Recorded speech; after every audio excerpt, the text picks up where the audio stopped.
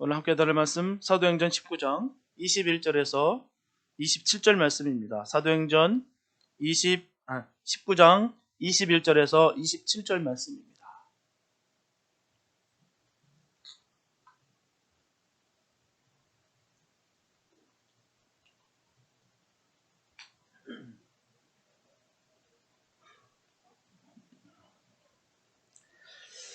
사도행전 19장 21절에서 27절 말씀입니다. 주님의 귀한 말씀 봉독해 올립니다. 이 일이 다 된 후 바울이 마게도냐와 아가야로 다녀서 예루살렘에 가기를 경영하여 가로되 내가 거기 갔다가 후에 로마도 보아야 하리라 하고 자기를 돕는 사람 중에서 디모데와 에라스도 두 사람을 마게도냐로 보내고 자기는 아시아에 얼마간 더 있으니라. 그때쯤 되어 이 도로 인하여 적지 않은 소동이 있었으니 즉 데메드리오라 하는 어떤 은장색이 아데미의 은감실을 만들어 직궁들로 적지 않은 벌이를 하게 하더니 그가 그 직궁들과 이러한 영업하는 자들을 모아 이르되 여러분도 알거니와 우리의 유족한 생활이 이 업에 있는데 이 바울이 에베소뿐 아니라 거기 아시아 전부를 통하여 허다한 사람을 권유하여 말하되 사람의 손으로 만든 것들은 신이 아니라 하니 이는 그대들도 보고 들은 것이라. 우리의 이 영업만 천하해질 위험이 있을 뿐 아니라 큰 여신 아데미의 전각도 경홀히 여김이 되고 온 아시아와 천하가 위하는 그의 위엄도 떨어질까 하노라 하더라. 네. 속담 중에 그런 말이 있습니다. 개미가 졸고통을 보러 간다. 그런 말이 있어요. 개미가 졸고통을 보러 간대요. 이 말은요, 제 아무리 작은 그 약한 개미일지라도 서로 힘을 합치게 된다면 졸고통같이 그 무거운 것도 원하는 곳으로 운반할 수 있듯이 사람들도 뜻을 모아 협동하면 불가능한 일이 없다는 것이죠. 미국의 오하이오 대학에서 연구팀은 그 학술지 생물역학저널을 통해서 작은 개미가 자신의 몸보다 훨씬 큰 먹이를 들고 운반할 수 있는 그 이유에 대해서 연구 발표를 했습니다.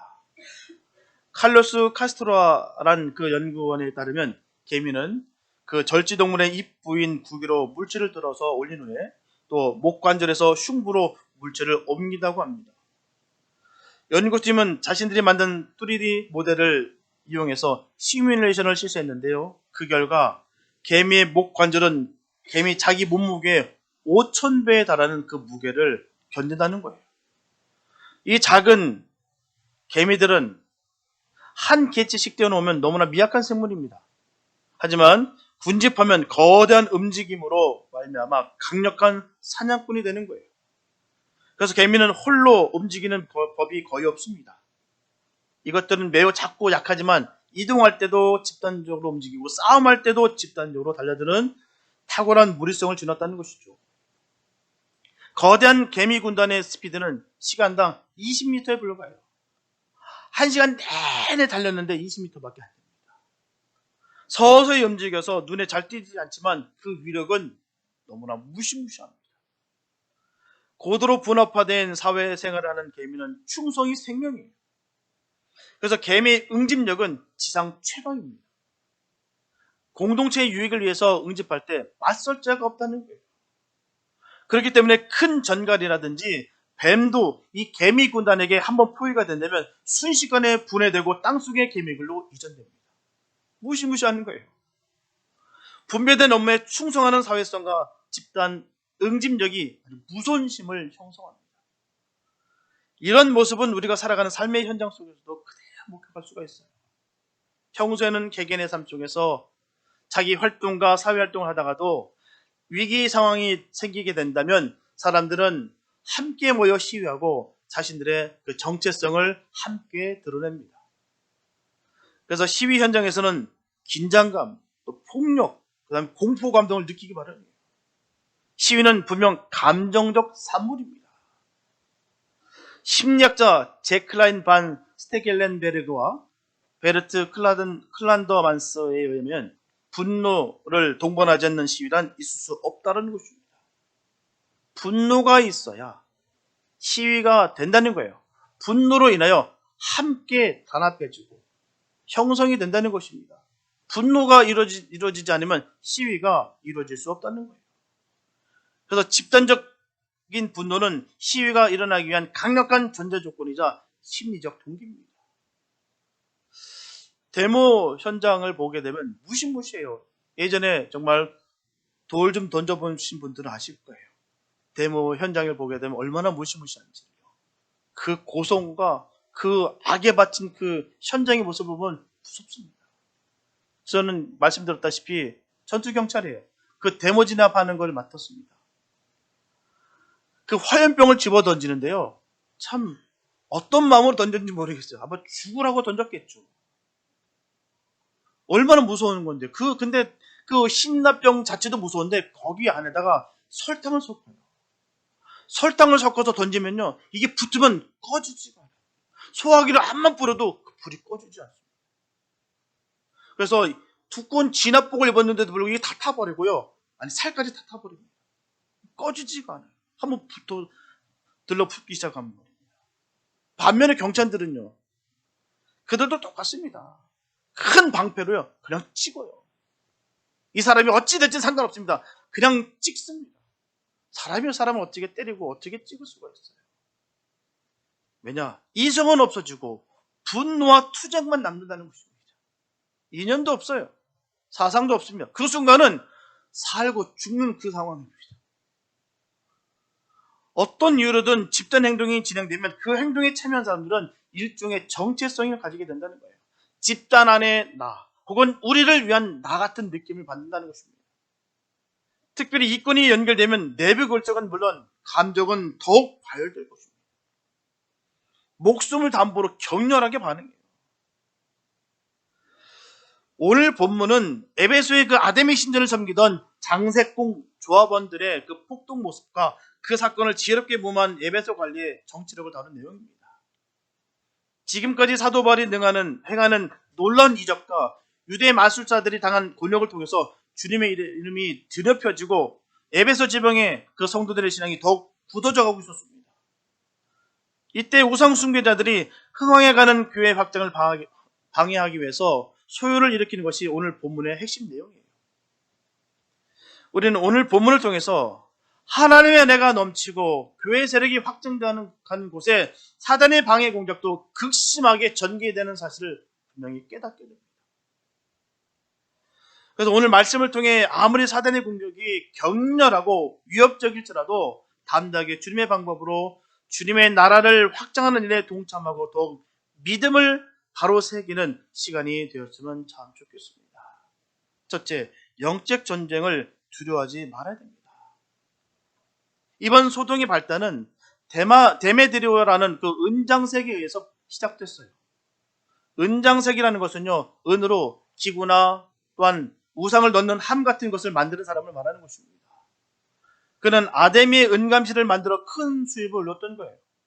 오늘 본문의 아데미라는 것은 다이아나 여신을 말하는 것입니다. 다이아나 여신.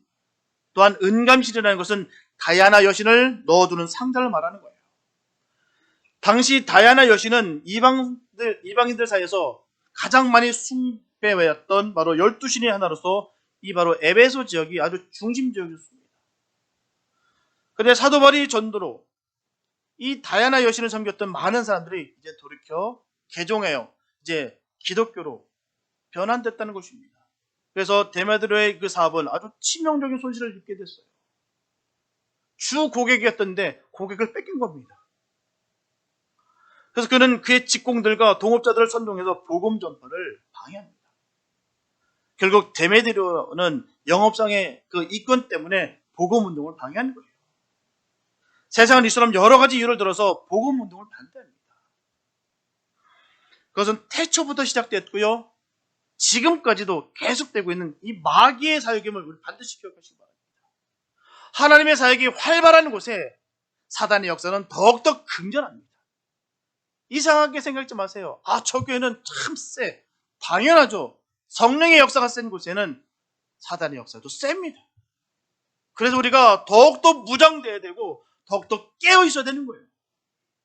그래야 마귀의 권세를 밟을 수 있는 것입니다. 마귀의 밥이 아닌 마귀가 우리 밥이 돼야 되는 거예요. 바로 예수의 이름으로 늘 승리하게 되시길 축복합니다. 성도는 이런 것들로부터 위축되어서는 안 되는 거예요.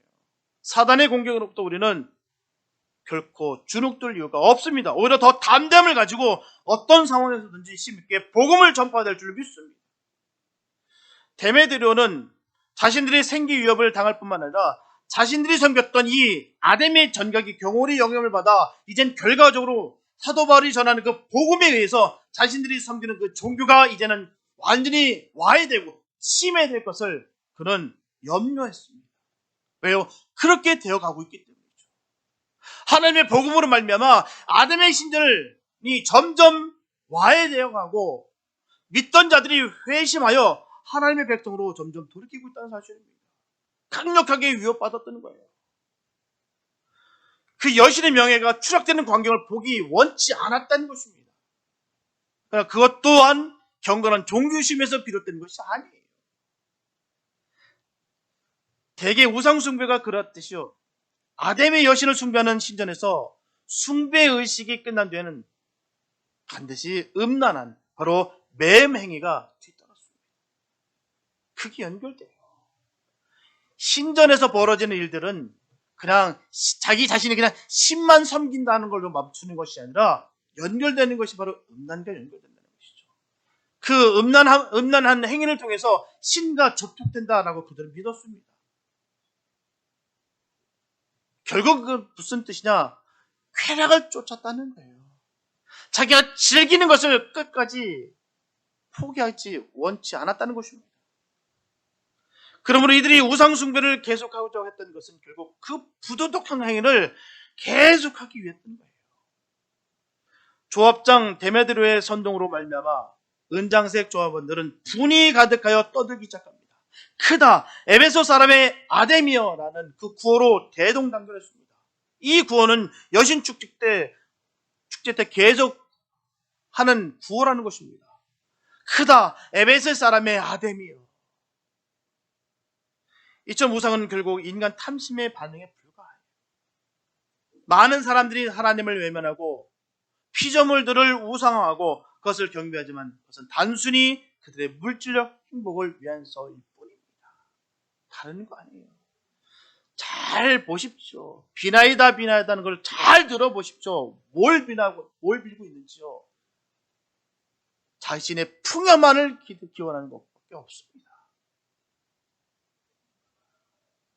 결국 우상 자체가 참신이기 때문이 아니에요.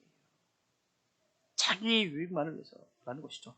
성도가 만약 예수 그리스도 자체보다도 그분의 은사를 더 귀하게 여기거나 기독교 신앙을 인간의 행복의 방편으로만 삼으려 한다면 이와 같은 우상 숭배들의 신앙과 별반 다를 것이 없다는 것입니다. 비나이다 정화수 떠놓고 비나이다 하는 것밖에 다를 바가 없다는 것이죠. 우리는 우리 주님이 너무 좋고 너무 감사하고 우리를 구원해 주신 것에 이 북받쳐 오르는 그 감정과 그 올라오는 그 은혜가 너무 귀해서 주님을 찾는 거예요. 비나이다가 아니라는 것이죠. 주님은 나의 구주가 되십니다. 참 구주가 되십니다를 늘 선언하면서 나 같은 죄인 살려주시는 것에 얼마나 감사한지.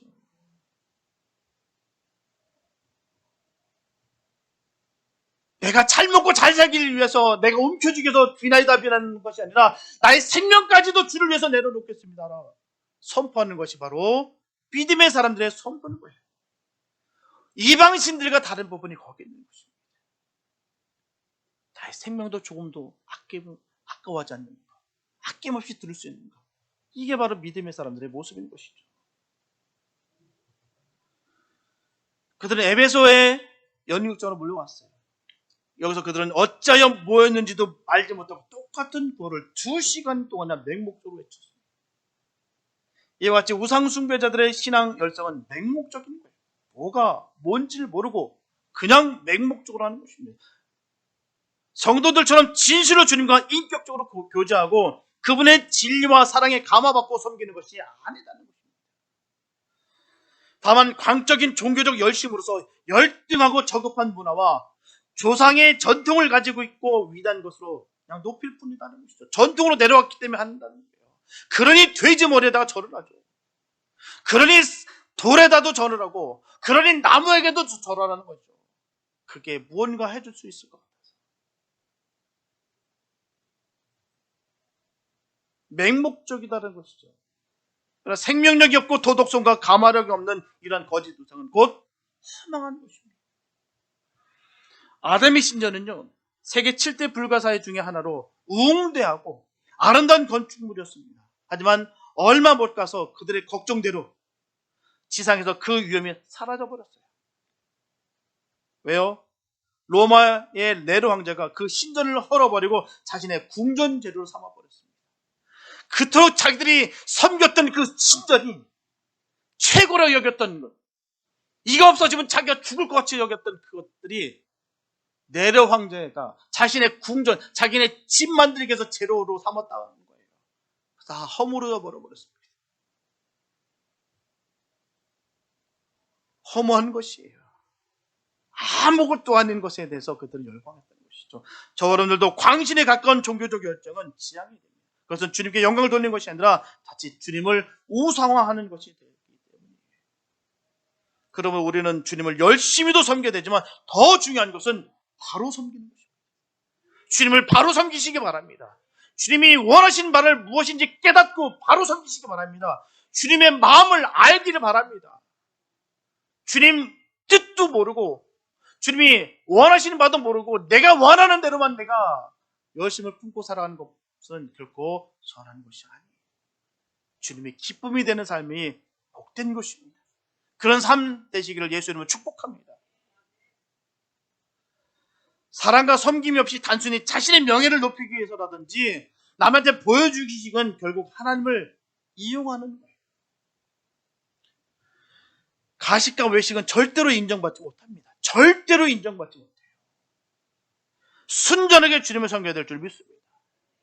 너무 감사해서, 정말 주님께서 나를 건져주신 것에 너무 감사해서, 나 같은 죄인을 구원해 주신 것에 이 감당치 못할 이 놀라우신 사랑을 나한테 주셨기에 순전하게 너무 감사한 마음으로 그렇게 주님을 섬기시길 축복합니다. 이때 데메드리오가 사람들에게 우상숭배를 단념시킨 이 사도 바울을 고소하자 사도 바울은 전합니다. 사람이 손으로 만든 것은 신이 아니다. 다시 말씀드리면 우상은 기술자가 그것을 만들었으므로 그것은 신이 아니라고 자명하게 선포하는 거예요. 아무리 정교하게 이쁘게 멋있게 잘 조각했다 할지라도 그건 조각품일 뿐이다, 돌덩어리일 뿐이다 라는 거예요. 그렇게 우리도 믿으시길 바랍니다. 아무리 그럴싸해 보이더라도, 아무리 웅장해 보인다 할지라도 거기에 신이 있는, 그게 신이 아닙니다. 그걸 섬기는 것 자체가 우상이에요. 교회 건물도 마찬가지입니다. 여기 멋지게 지어졌고 크게 웅장한 곳이라도 그곳에 주님만 계시면 그곳 교회 아닙니다. 아무리 오래됐고 낡고 작다 할지라도 주님 계신 곳이 교회인 거예요. 건물이 우상이 되면 안 됩니다. 자꾸 건물을 믿으려고 할 때가 얼마나 많은지 몰라요. 예수 믿으시기 바랍니다. 예수 믿어야 구원이에요. 교회 믿어서 구원 받는 거 아니에요. 예수 믿어야 구원입니다.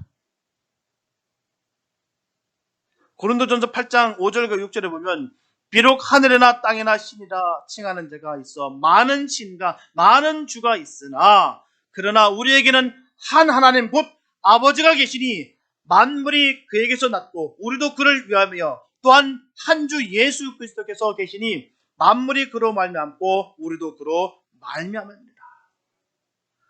예수 그리스도는 사람의 아들이요 동시에 하나님의 아들이십니다. 즉 그는 인성과 신성을 갖추신 성자 하나님 되십니다. 그는 교회의 머리가 되시며 또한 창조적 활동에 있어서 하나님 아버지와 함께 창조 사역에 참여하셨어요. 이와 같이 만물은 하나님으로 말미암았으며 한 주 예수 그리스도를 통하여 만물이 생겼어요. 그로 말미암지 않고서는 없다고 됐습니다. 그 한 주 예수 그리스도께서는 세상의 창조 사역에 관여하셨을 뿐만 아니라 그가 창조한 우주를 통치하십니다. 사도 바울은 로마서 11장 36절에서 이런 사실에 대해서 전하기를 만물이 주에게서 나오고 주로 말미암고 주로 돌아감이라 했어요. 즉 그리스도로 말미암아 새롭게 태어났단 말입니다. 그리스도로 말미암은 성도들은 만물에서 구별되어 이제 특별한 백성들이 되었어요. 성도는 현 상태에서 다른 것과 구별되어 이제 새롭게 창조되었습니다. 단순한 인간 개조가 아니에요. 새롭게 태어난 거예요. 새로운 존재가 된 것입니다. 하나님은 영접하는 자 곧 그 이름을 믿는 자에게만 하나님의 자녀가 되는 권세를 주셨습니다. 아무나 하나님 자녀가 되는 것이 아닙니다. 바로 영접하는 자, 하나님을 영접하는 자 곧 그 이름을 믿는 자에게만 하나님의 권세를 주신 거예요. 성도만이 하나님을 아버지라 부를 수 있으며 그의 자녀가 된 것입니다. 자녀된 것에 늘 감사식을 축복합니다. 내가 자녀가 된지도 모르고 그냥 세상 사람들과 그냥 섞여서 그냥 그럭저럭 살아가는 것이 아니라 내가 영접함으로 말미암아 내가 예수 이름을 믿고 선포함으로 말미암아 내가 자녀된 것을 감사하시고 믿음지키시기를 예수는 축복합니다. 우리 하나님 자녀 되는 거예요. 그러므로 성도는 새 생명을 얻은 존재입니다. 그 생명은요 나의 것이 아니에요. 바로 예수 그리스도의 것입니다. 그리고 하나님을 위하여 살아가 될 줄 믿습니다. 나 된 것이 다 하나님의 은혜입니다. 이 생명 주신 것이 다 하나님께서 주신 거예요. 얼마나 감사한지. 뿐만 아니라 분명하게 성도는 홀로 유일하신 하나님만을 믿어야 될 줄 믿습니다. 절대로 우상은 인생에게 전혀 도움을 주지 못하지만 우리 하나님은 성도들을 지키시고 보호하시는 하나님이신 거예요. 그리고 나아가서는 우상 밑에서 신음하는 인생들을 하나님의 품으로 인도하는 성도들이 되시기를 예수로 축복합니다. 둘째, 성도는 성도의 모습을 지켜야 됩니다. 그들이 자신들의 종교를 수호하기 위해 다양한 방법들을 보게 되면 성경은 전합니다. 분이 가득했다라고 했어요. 분이 가득하고 시기하고 모함했다라고 본문은 전하고 있습니다. 또한 기독교인인 가이와 아리스다고에게 집단 폭력을 자행했습니다. 에베소 도시를 불법 천지로 만들었어요. 야고보 사도는 야고보서 3장 15절과 16절에서 분명히 전합니다. 이러한 지혜는 위로부터 내려온 것이 아니요 세상적이요 정욕적이요 마귀적이니 시기와 다툼이 있는 곳에는 요란과 모든 악한 일이 있습니다. 이와 같이 요란과 모든 악한 일들은 하나님께로부터 내려온 것이 아니라 세상적이요 정욕적이요 마귀적이라는 것입니다. 이사야서 9장 6절에 보게 되면 장차 오실 메시아 즉 예수 그리스도를 평강의 왕으로 묘사하고 있습니다. 평강의 왕. 우리가 믿는 예수님은 평안을 이루시는 왕이라는 뜻이에요. 다른 말로 하면 주님이 계시는 곳에는 싸움과 다툼이 있지 않다는 말이기도 합니다. 그래서 시기와 다툼을 일으키는 지혜는 하나님께로 온 참 지혜가 아니라 세상으로부터 온 정욕적이고 마귀적이다. 분명히 규정하는 것입니다. 거짓으로 선동하는 것은 악한 거예요. 거짓은 절대로 주님의 방법이 아닙니다. 아무리 불리해도 거짓으로 하면 안 돼요. 속이면 안 된다는 것입니다. 진실된 것으로 투명하고 선하게 규명을 하는 거예요. 성도는 주님이 기뻐하는 삶을 살기 위해서 부름을 받았다는 것을 명심하시기 바랍니다. 사실 올바른 신앙과 믿음을 가진 사람들은 자기의 주장이나 견해를 내세우기 위해서 상대방과 다툼을 벌이지 않습니다. 그리고 상대방을 넘어뜨리기 위한 비방을 하지 않고요. 묵묵히 자기가 믿고 있는 대로 진리대로 행동한다는 거예요. 주님의 말씀대로 행하는 것입니다. 그래서 모든 이들의 존경과 인정을 받게 되는 것입니다. 그러므로 우리 그리스도인들은 교회 안에서 자신으로 인해서 다툼이나 시기가 있다면 자신이 그렇다는 것을 즉시 인정하고 고쳐나가는 자세를 가져야 될 것입니다. 인정하는 것은 용기가 필요해요. 그렇지만 그렇지 않으면 자신도 모르게 사단의 수하가 되어 교회를 깨뜨리는 역할을 하게 될 수도 있기 때문입니다. 분명하게 우상을 섬기는 사람들은 이처럼 그 우상에 정신적 가치관대로 생활할 수밖에 없어요. 타종교의 허구성과 그리고 돈과 향락과 권세를 우상하는 그 현대인들의 그 퇴폐성 등 신앙의 방법은 그 섬기는 대상이 그림자이기 때문에 따라가게 됐다는 것입니다. 돈 앞에 짐승이 된다는 거예요. 성도는 하나님으로부터 거룩한 영을 받았어요. 세상과 구별된 삶을 살아야 될 줄 믿습니다. 주님의 생각을 늘 마음속에 품고 나의 전부가 되신 그 주님을 찬양하면서 그 진리를 따라 살아가야 될 줄 믿습니다. 이권을 따라가는 것이 아니에요. 이권 때문에 자기 이성도 버리고 양심도 버리고 그래서 짐승과 같은 모습으로 돌변하는 것이 아니라 끝까지 주님의 그 뒷모습을 뒤에 그 십자가를 걸으면서 주님의 모습을 담기 위해 애를 쓰고 노력하는 것이 바로 성도의 길인 것입니다. 성도들은 예수 그리스도를 섬기기 때문에 그리스도와 같은 인격자가 되어야 됩니다. 베드로후서 1장 3절과 4절에 보게 되면 그의 신기한 능력으로 생명과 경건에 속한 모든 것을 우리에게 주셨으니 이는 자기의 영광과 덕으로서 우리를 부르신 자를 알므로 말미암이라. 이로써 그 보배롭고 지극히 큰 약속을 우리에게 주사 이 약속으로 말미암아 너희로 정욕을 인하여 세상에서 썩어질 것을 피하여 신의 성품에 참여하는 자가 되게 하려 하셨으니. 하나님은 성도들에게 생명을 주셨습니다. 그것도 이 생명은 영원한 생명이에요. 이 생명을 위해서 하나님은 이 세상에서 가장 고귀한 것으로 대가를 지불하셨어요.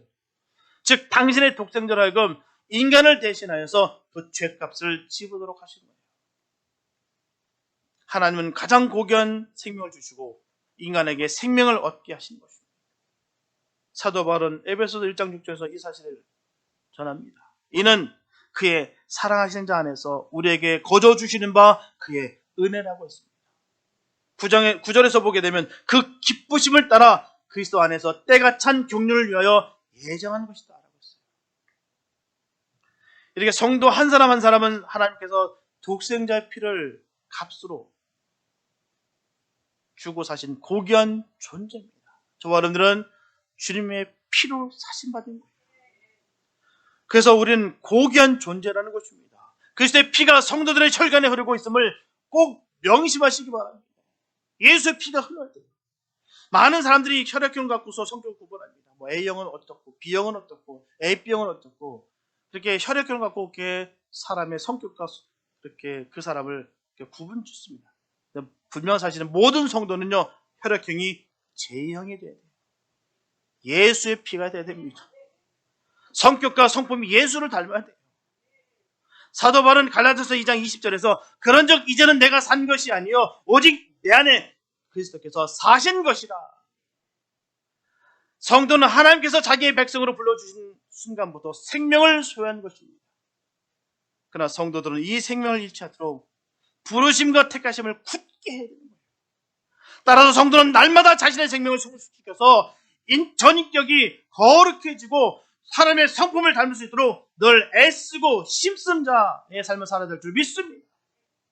왜냐하면 하나님은 마지막 때에 죄인과 의인을 갈라서 각각 영원한 죽음과 영원한 생명으로 인도하실 것이기 때문입니다. 중간이 없어요. 여러분들 중간이 없습니다. 영원한 생명 아니면 영원한 죽음이에요. 우리 믿음 생활하면서 이 경각심을 갖고 살아가야 돼요. 내가 예수를 믿는다고 하면서도 그냥 아는 것에 멈추는 분들이 얼마나 많은지 몰라요. 물어보십시오. 다 안다고 그러죠. 나 예수 믿어. 나 다 알아. 근데 삶의 모습 속에서 예수님의 모습이 없는데도 불구하고 말입니다.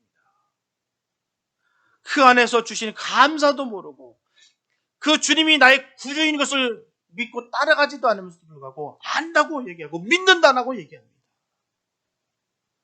근데 분명한 사실은요. 마지막 그날 그때 죄인과 의인을 가르신다는 거예요. 영원한 생명과 영원한 중명으로 주님께서 가르신다는 것입니다. 하나님은 성도에게 말씀과 성령을 주심으로 말미암아 영원한 생명을 보증하셨어요. 말씀은요 하나님의 감동으로 기록된 것으로 그것을 대하는 성도들을 교훈하고 책망하며 바르게 합니다. 그래서 성도들을 하나님의 사람으로 온전케 하며 모든 선한 일을 하기에 온전케 합니다. 믿음의 사람들을 보십시오. 말씀에 손에서 떨어지고 있는지.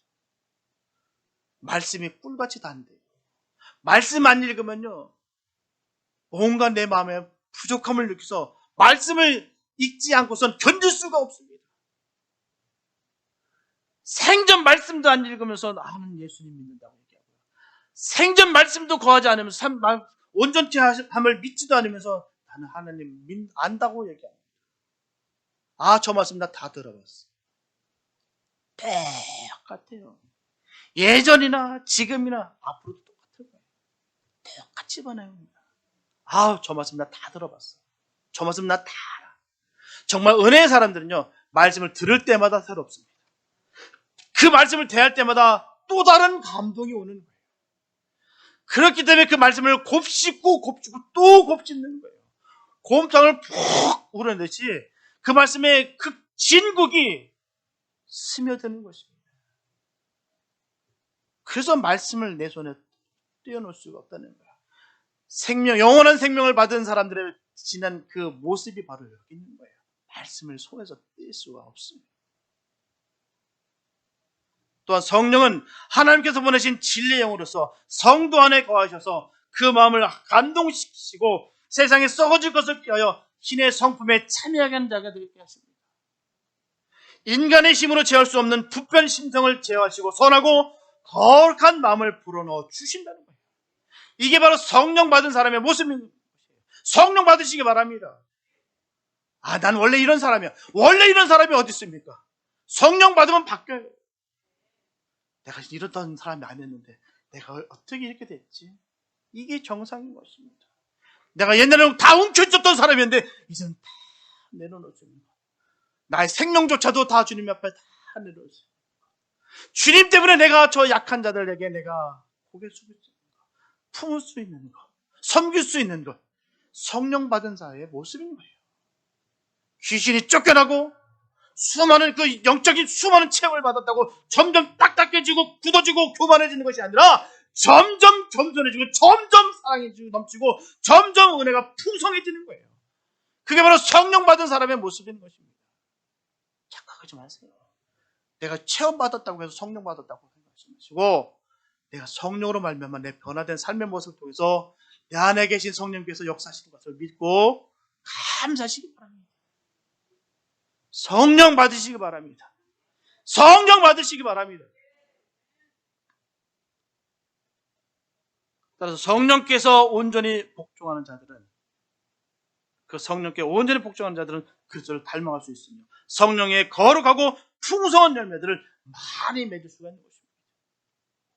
저와 여러분들은 구원의 확신을 가지시고 주님의 말씀을 꽉 붙잡고 성령님의 인도하심을 받아 늘 승리의 삶을 살아가게 되시기를 예수 이름으로 축복합니다.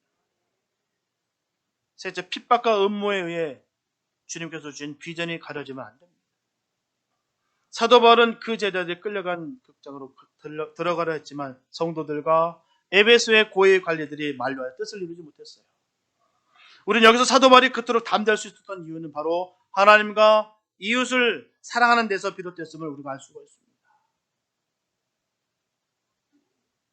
우리가 믿음 생활 중에서 가장 큰 우리의 주신 계명 딱 두 가지예요. 하나님 사랑하는 것, 이웃 사랑하는 것. 그 믿음이 우리에게 있길 바랍니다. 우리에게 주신 것 바로 거기 있는 거예요. 그 전에는요 몰랐습니다. 내 이웃이 누군지를 몰랐어요. 여러분들 유대인들이요 이웃을 섬기지 않는 것이 아니에요. 이웃 섬겼습니다. 구제했어요. 시장에서 정말 나발을 부려가면서 구제 활동했던 사람들이 바리새인들입니다. 하나님 사랑했고요. 그 구절구절을 다 지키려고 했었습니다. 문제는 그 이웃이 누구나가 문제라는 거예요. 그 유대인들이 생각했던 그 이웃은 나랑 같은 동족, 나랑 같은 경제생활, 나와 같은 그 사회적 위치. 그게 그들의 이웃이었습니다. 근데 주님은 그 이웃을 누구라 말하십니까? 병든 자들, 소외된 자들, 버림받은 자들, 이런 사람들을 이웃이라 말합니다. 바리새인들이 말하는 그 이웃은 그 이웃이 아니에요. 저 사람들은 누구의 죄 때문에 저렇게 병에 들었을까? 누구의 죄로 인해서 저렇게 망했을까? 누구 때문에 저렇게 버림을 받았을까? 죄인일 뿐이지 이웃이 아니었습니다. 네, 우리 주님께서 그 이웃에 대해서 분명히 우리에게 변화시켜 말씀해 주시는 거예요. 이게 이웃이다. 그들이 말하는 손가락 자는 사람들이 아니라 그들이 이웃이다. 그 소외된 자들이 다 이웃이다.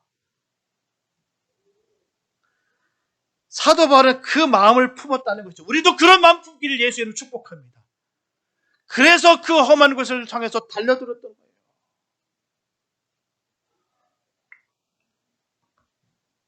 그러나 현명한 공직자가 있었기 때문에 모든 것은 법대로 무마됩니다. 우리는 그와 같은 사실을 통해서 우리 초대교회가 얼마나 사회적으로 무험했는지를 알 수가 있어요.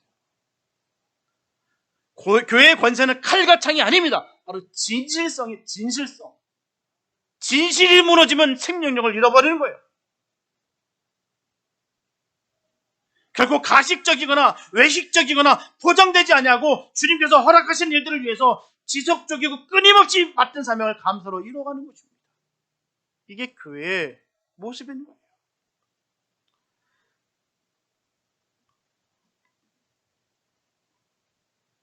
사도행전 9장 15절에 보면 주께서 가라사대 가라 이 이름은 내 이름을 이방인과 임금들과 이스라엘 자손들 앞에 전하기 위하여 택한 나의 그릇이라. 하나님께서 사도 바울을 이방을 위한 그릇으로 선택하셨어요.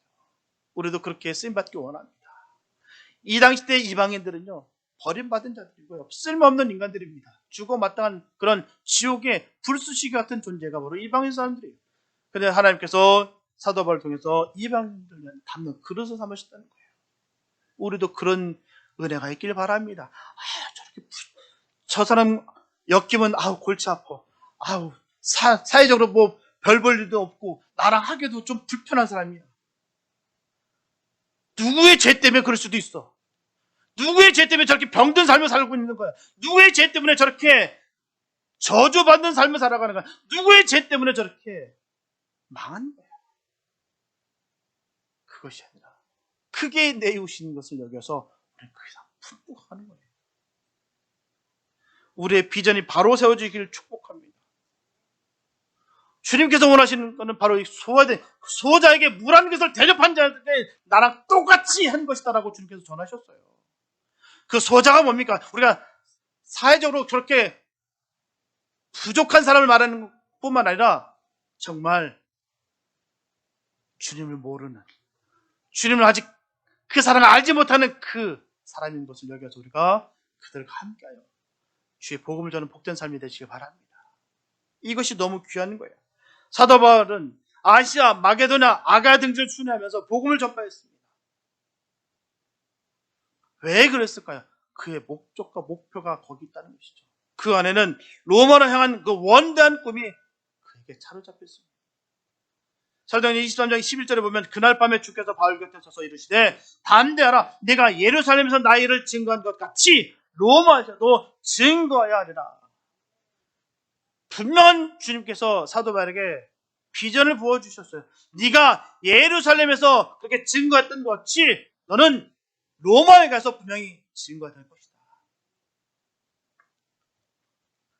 보통 그 당시 때의 사람들은요 다 로마를 가고 싶었습니다. 로마에 가기를 다 원했어요. 그러나 이들의 관심은요 로마의 그 웅장함을 구경하기 위해서 갔던 것이지 또한 거기서 많은 이권을 누리기 위해서 갔던 것뿐이었지 사도 바울의 그 뜻과 의미는 달랐다는 것입니다. 똑같은 거예요. 우리도 똑같은 마음으로 세상 사람들과 우리가 함께 살아가나 바라보는 방향이 다르고 질이 달라야 될 줄 믿습니다. 하나님께서 원하시는 말을 향해서 달려가는 거예요. 세상 사람들과 대세에 따라서 움직이는 것이 아니라 바로 진리 가운데 하나님 말씀 붙잡고 나아갈 줄 믿습니다. 이게 성도의 삶의 길인 거예요. 주님의 뜻이 무엇인지를 바로 깨닫고 주님의 마음을 바로 새겨서 주의 일을 감당하는 것입니다. 왜요? 받은 은혜가 너무 귀하기 때문입니다. 구원받았기 때문입니다. 이거는 우리가 감당치 못할 만한 너무나 귀한 것이기 때문에 우리가 생명을 걸 만한 그 가치가 분명히 있는 것입니다. 우리는 사도 바울이 품었던 그 원단 그 꿈을 우리에게도 똑같이 품기를 바랍니다. 그래서 내게 허락하신, 내게 붙여주신 그 영혼이 누구이든 간에 내가 최선을 다해서 주님을 섬기듯 사랑하며 그 영혼에 대해서 내 생명을 함께 나눌 수 있는 복된 삶 되시길 축복합니다. 주님이 가장 기뻐하는 길이 그 일이에요. 주님이 주신 우리에게 비전이 바로 그 비전인 것입니다. 나에게 붙여준 그 영혼을 위해서 생명을 다하는 그런 삶 되시길 축복합니다. 사랑하는 여러분, 오늘은 말씀을 통해 우리가 믿는 이 십자가의 도로 말미암아 소동을 벌린 사람들을 살펴봤어요. 그들이 소동을 벌린 이유는요, 십자가의 도가 그들의 창사를 방해하고 풍족한 삶을 방해한다고 생각하기 때문이에요. 그동안 그들이 섬겼던 우상이 헛된 것임이 명명백백하게 밝혀졌기 때문입니다. 우리가 믿고 따른 이 십자가의 복음이 얼마나 위대한가를 늘 잊지 마시기 바랍니다. 분명한 것은 신앙생활 중에 가장 어려운 것이 뭘까요? 영적인 문제입니다. 바로 악한 영들의 실로 강력하게 역사하는 엄청난 이 영적 전쟁입니다. 마귀는 주님만이 제압할 수 있습니다. 오직 주님만이, 오직 성령님만이 마귀를 제압하고 새로운 세상을 열어줄 수 있어요. 분명히 새로운 비전은 언제나 새로운 시련을 동반합니다. 그래서 새로운 비전을 가져야 되는 거예요. 그래도 힘들고 어렵다 할지라도 그 비전을 우리가 가져야 될 줄 믿습니다. 올바른 판단으로 하나님의 기쁘신 뜻을 품고 달려가서 하나님의 위로와 사랑받는 성도들 되시길 축복합니다. 그래서 하나님께서 우리에게 주신 이 감사와 기쁨으로 모두 다 함께 자유스럽게 살아갈 수 있게 되시기를, 늘 승리의 삶을 살 수 있게 되시기를 예수님의 이름으로 축원합니다. 기도합니다. 사랑해 주님 감사합니다. 아버지, 우리가 주님의 은혜로 살아가고 있습니다. 이 생명 주신 것에 얼마나 감사하지요. 그런데도 불구하고 우리는 자꾸 내 삶 속에서 이권을 찾아 헤맬 때가 얼마나 많은지 모릅니다. 하나님, 만약에 우리 주님께서도 그렇게 이권을 바라보고 번듯하고 좋은 것으로만 그렇게 사랑을 하셨다고 한다면 우리는 아무것도 아닙니다. 우리는 절대로 주님 안에서 구원을 받을 수 없습니다. 우리가 이렇게 부족하고 연약한데도 불구하고 하나님 우리를 사랑해 주셨고 우리를 자녀 삼아 주시니 얼마나 감사한지요. 우리도 이 마음 절대로 잊지 않아. 하나님, 정말 하나님을 내 몸과 내 생명을 다해 사랑하고 내 이웃을 내 몸같이 사랑할 수 있는 그런 삶이 되게 하여 주시옵소서. 주님의 기쁨이 되는 삶을 살아갈 수 있는 우리가 되게 하여 주시옵소서. 절대로 세상이 더 악의 무리가, 저 사단의 권세가 우리를 아무리 우겨싸움을 당한다 할지라도 결코 거기에 조금도 주눅들지 않고 예수 이름을 선포하며 믿음에 행진하며 승리할 수 있는 우리가 되게 하여 주시옵소서. 예수 이름에 능력이 있을 줄 믿습니다. 주님 선포합니다. 주여 우리를 승리케 하여 주시고 그 안에 주의 주신 사랑과 능력과 은혜가 넘치게 하여 주시옵소서. 주의 뜻을 이루는 복된 삶이 되게 하여 주시옵소서. 주님께서 은혜를 더하여 주시고 영력에 영력을 더하여 주실 줄 간절히 믿사옵고 우리를 원하신 예수님의 이름으로 기도했습니다.